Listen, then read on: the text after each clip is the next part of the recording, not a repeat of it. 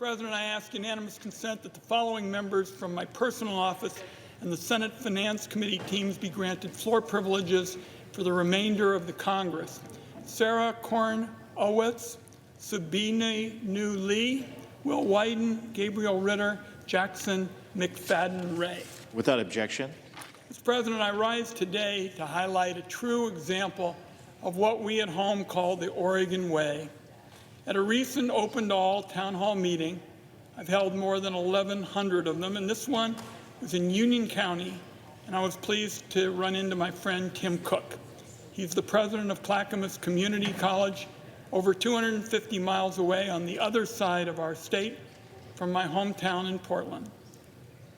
I was glad to see him, and still my curiosity got the better of me, and I had to ask why he was so far from home. Here's Tim's story. He's been in the process of running to every one of Oregon's 17 community colleges to raise awareness for community college students about how challenging it is for them to meet the basic needs that they have to address as students. Tim kicked off his Running for Oregon Community College Students campaign at Treasure Valley Community College in Ontario on the Idaho border.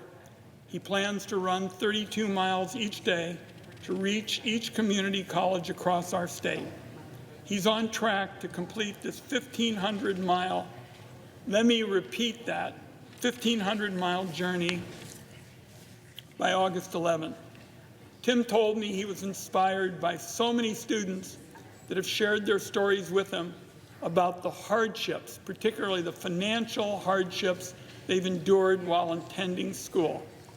That includes William Moorhead, a Portland Community College student who said he's had virtually no family support, and he had no help as a young adult yearning for an education. So there he was with zero support, and William decided he could make a better life for himself through training and education. He signed up for welding classes and attended regularly.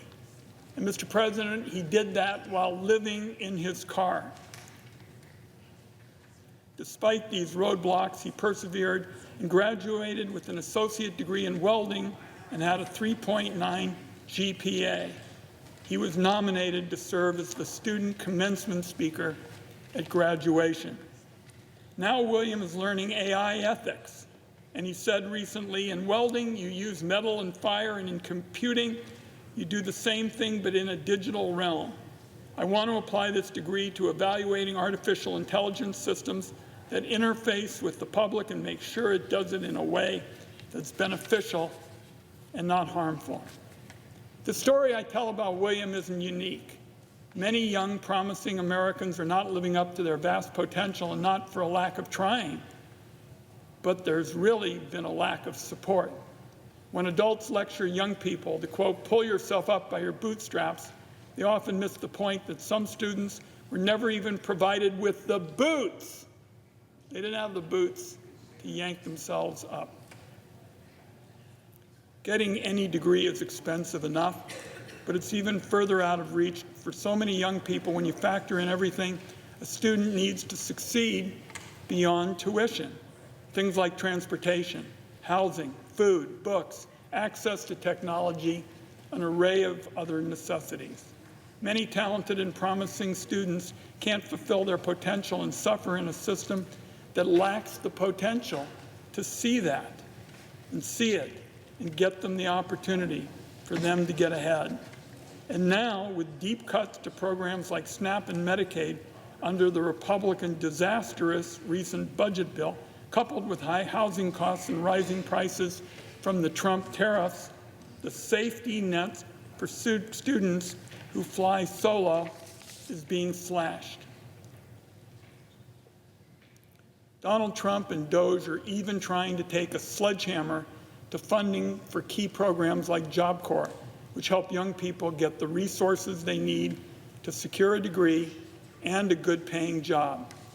So President Tim Cook is running not for office, but he's running for his students. He's pounding the pavement in the summer heat to highlight that when students' basic needs are met, they can focus on their education and create a brighter future for themselves, their families, and their communities. That's why I'm here on the floor today.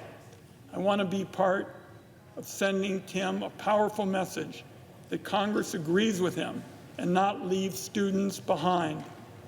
The world's next Einstein, and I say this to all my colleagues, may be in your town, scraping together a way to earn an education and make a positive impact on the community and the world.